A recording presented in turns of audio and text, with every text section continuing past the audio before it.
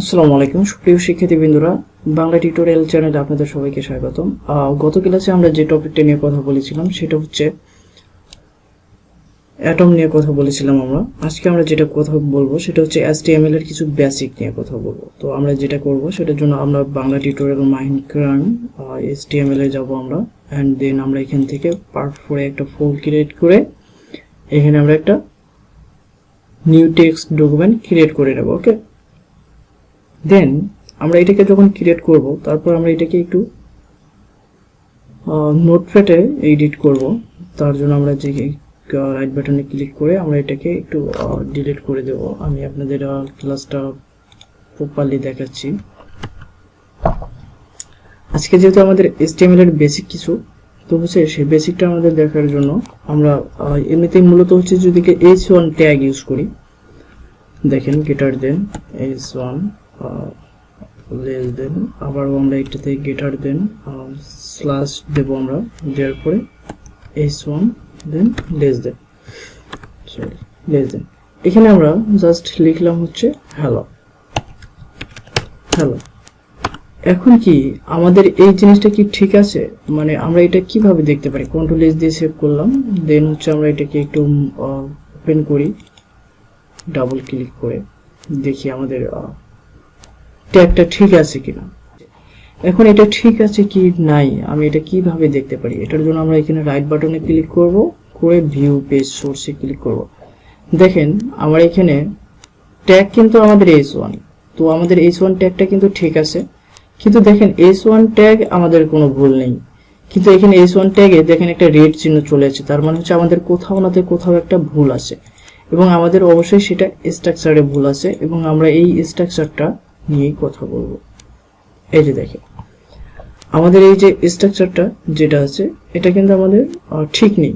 তো এটা আমাদের ঠিক করার জন্য আমি এটাকে একটু কাট করছি, দেন করে নিই। আমি এটাকে এখানে পেস্ট করে দিলাম, দিয়ে মিনিমাইজ করে দিলাম। আমাদের এই স্ট্রাকচারটা ঠিক করার জন্য আমরা যেটা করব, ফার্স্ট টাইম যে আমাদের যেটা আমরা গত ক্লাসেও দেখেছিলাম, আমরা কিছু কোডিং ইউজ করছিলাম, অবশ্যই আপনাদের কোডিংটা মনে থাকবে।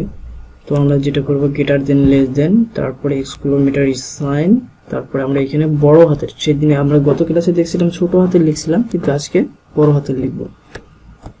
ডক টাইপ লেখার পরে আমরা এখানে দেব হচ্ছে HTML, ছোট হাতের হবে সেটা। HTML দেওয়ার পরে আমরা এখানে লেস দেন ইউজ করব। দ্বিতীয় নাম্বার আমরা যেটা ইউজ করব সেটা হচ্ছে আমাদের এখানে HTML ট্যাগ শুরু করতে হবে এবং শেষ করতে হবে। তো আমরা HTML ট্যাগ নিচ্ছি,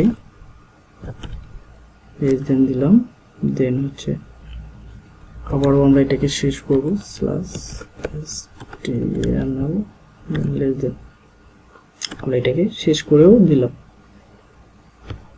আমাদের এখানে HTML এ কোথাও ভুল আছে মেবি, হ্যাঁ আমি এখানে n লিখছিলাম, হ্যাঁ এখন ঠিক আছে। আমি যখন এখানে ভুল কিছু লিখবো তখন কিন্তু আমাকে ল্যাপটপে সাজেস্ট করে দিবে, এখানে নোটপ্যাড প্লাস প্লাসই সাজেস্ট করবে যে আপনার এখানে ট্যাগে প্রবলেম আছে। এখন আমরা যেটা করব, HTML এর ভিতরে আমরা যে ট্যাগটা ইউজ করব সেটা হচ্ছে হেড ট্যাগ। তো হেড ট্যাগ দেন লেস দেন, আবারও একটা ইন্টার দেব, ইন্টার প্লাস করার পরে slash less than, sorry less than, এবং হেড ট্যাগের পরে আমরা যেটা ইন্টার করে দেব, তারপরে আমরা যেটা ইউজ করব সেটা হচ্ছে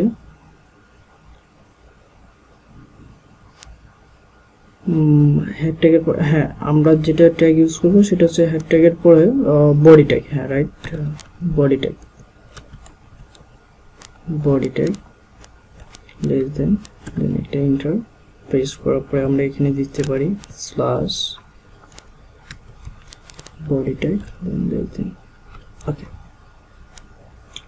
তারপরে আমরা এখন এই যে হেড ট্যাগের ভিতরে আমরা এখানে একটা ট্যাগ ইউজ করব। অবশ্যই আমাদের এখান থেকে ল্যাপটপের বা কম্পিউটারের কিবোর্ড থেকে ট্যাব ইউজ করতে হবে। এখানে কিন্তু আমরা চাইলে স্পেস 1 2 3 4টা স্পেসও ইউজ করতে পারি, কিন্তু আমরা কেউ স্পেস ব্যবহার করব না, আমরা ট্যাব ইউজ করব। একটা ট্যাব ইউজ করার পরে আমরা আবার গ্রেটার দেন, আমরা এখানে লিখতেছি টাইটেল, দেন লেস দেন। এখন আমরা টাইটেলটাকে শেষ করে দেব কিভাবে, গ্রেটার দেন স্ল্যাশ টাইটেল আর লেস দেন।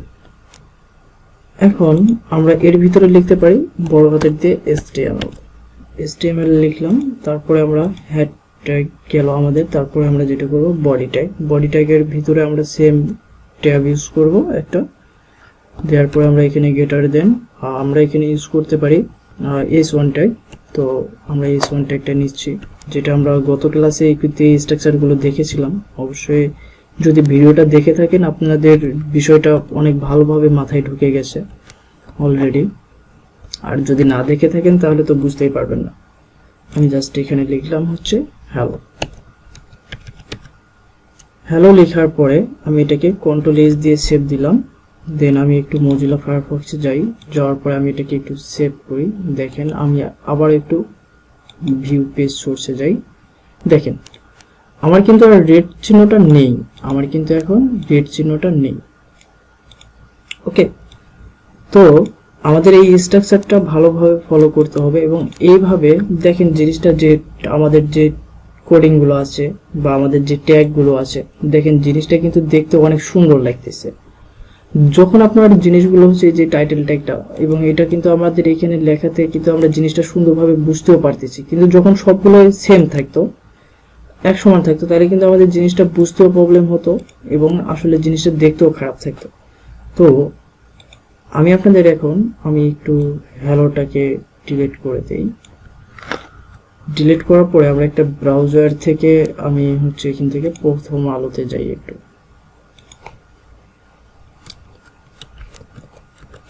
প্রথম আলোতে গিয়ে আমরা একটু ওইটার প্রেস করে দেই।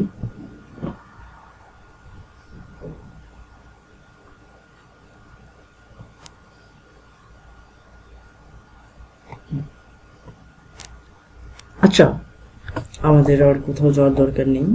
দেন হচ্ছে আমরা চাচ্ছি এখান থেকে কোনো একটা বাংলা, হ্যাঁ, এই যে দৈনিক প্রথম আলো যেটা আছে, আমরা এটাকে একটু কপি করে নেব। আমরা চাচ্ছি এটাকে হচ্ছে ওইখানে শো করাইতে মজিলা ফায়ারফক্সে, যেটা আসলে ওখানে শো করবে কিনা আমরা একটু এটা দেখব। তো এটার জন্য আমাদের যেটা করতে হবে, আমরা এটাকে একটু পেস্ট করে দেই। দেখেন আমাদের কিন্তু এখানে হট কি চলে আসছে। তো আসলে আমাদের যে বাংলা লেখাটা, এটা কিন্তু নোটপ্যাড প্লাস প্লাস বুঝতে পারতেছে না যে আমি কি লিখছি। এবং আমি যদি এটাকে Ctrl+S দিয়ে সেভ করে দেই, দেওয়ার পরে আমরা একটু মজিলা ফায়ারফক্সে যাওয়ার পরে রিলোড দেই, দেন আমি এটাকে ক্লোজ করে দিলাম HTML। হ্যাঁ, দেখেন ব্রাউজারও বুঝতে পারতেছে না আমি কি লিখছি, নোটপ্যাড প্লাস প্লাসও বুঝতে পারতেছে না আমি কি লিখলাম। তো আমাদের এটা ঠিক করার জন্য আমরা যেটা করব, আমরা এখান থেকে দেখেন edit file, edit search, view encoding যে অপশনটা আছে, আমরা এখানে ক্লিক করব এবং এখানে দেখেন UTF-8 এখানে ক্লিক করব, অথবা আমরা এখান থেকে ডাইরেক্ট কনভার্ট টু UTF-8 এটাতে, কিন্তু আমরা বেটার হচ্ছে UTF হাইপেন দিয়ে যে এটা আছে এটাকে আমরা ইউজ করলে পৃথিবীর যে কোনো ভাষা এখানে কিন্তু তখন নিয়ে নেবে। দেখেন আমি এটাকে এখন পেস্ট করে দেই, দেখেন আমাদের কিন্তু এটা নিয়ে নিচ্ছে।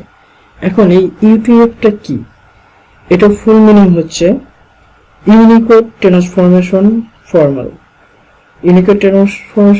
মানে হচ্ছে এখানে আমরা পৃথিবীর যে কোনো ভাষা এখন লিখলে আমাদের এই নোটপ্যাড প্লাস প্লাস কিন্তু এটা নিয়ে নেবে। ওকে, তো আমি এটাকে একটু Ctrl+S দিয়ে সেভ করে নিলাম, তারপরে আমরা এটাকে একটু রিলোড দিই, দেখি। দেখেন নোটপ্যাড প্লাস প্লাস আমার বাংলা ভাষাটাকে বুঝতে পারলো, কিন্তু মজিলা ফায়ারফক্স কিন্তু আমার ভাষাটাকে বুঝতে পারলো না, সে এখন আমার ভাষাটাকে চিনল না। এখন এখানে আমার বাংলা ভাষাটাকে নিয়ে আসার জন্য আমাদের কিছু স্ট্রাকচার ফলো করতে হবে, কিছু ট্যাগ ইউজ করতে হবে আমাদের। সেই ট্যাগগুলো ইউজ করলেই, সঠিকভাবে করতে পারলে কিন্তু আমাদের এখানে আমরা সুন্দরভাবে আমাদের ফায়ারফক্স ব্রাউজারে কিন্তু আমরা বাংলা লেখাটাকে নিতে পারবো। তো আমরা এটার জন্য যেটা করব, আমাদের এখানে দেখেন হেড ট্যাগ আছে, আমরা এখানে হেড ট্যাগের ভিতরে আমরা একটু ইন্টার দিই একটা, দেওয়ার পরে আমরা আবার ট্যাব ইউজ করি একটা, ট্যাব ইউজ করার পরে আমরা যেটা করব, এখানে ম্যাটার নামে একটা ট্যাগ আছে, আমরা সেটাকে ইউজ করব। তো গ্রেটার দেন আমরা একটু ম্যাটার লিখলাম, লিখে একটা স্পেস দিলাম, দেওয়ার পর এখান থেকে কার সেট আমরা লিখব, কার সেট লিখলাম। কার সেট লেখার পরে আমরা যেটা করব, আমরা একটা ইকুয়াল দিব। ইকুয়াল দেওয়ার পরে আমরা এখানে ডাবল কোটেশন, দুইটা ইনভার্টেড কমা দেব। ডাবল কোটেশন দেওয়ার পরে আমরা এখানে ইউটিএফ আমাদের যেটা ছিল, আমরা এখানে বড় হাতের ইউ টি এফ দেওয়ার পরে আমরা আবারও কি করব, এখানে ইকুয়াল ইউজ করব। ওকে, ইকুয়াল ইউজ করার পরে আমরা আবারও ডাবল কোটেশন ইউজ করব, বা ইনভার্টেড কমা ইউজ করার পরে আমরা এখানে কি দিছিলাম, আমাদের ওখানে ছিল 8, আমরা আবারও ডাবল কোটেশন ইউজ করার পরে আমরা একটা লেস দেন দিয়ে দেব। ওকে, এখন আমি আপনাদের বলি, এটা হচ্ছে নিচে আপনাদের লিখে দেখাই,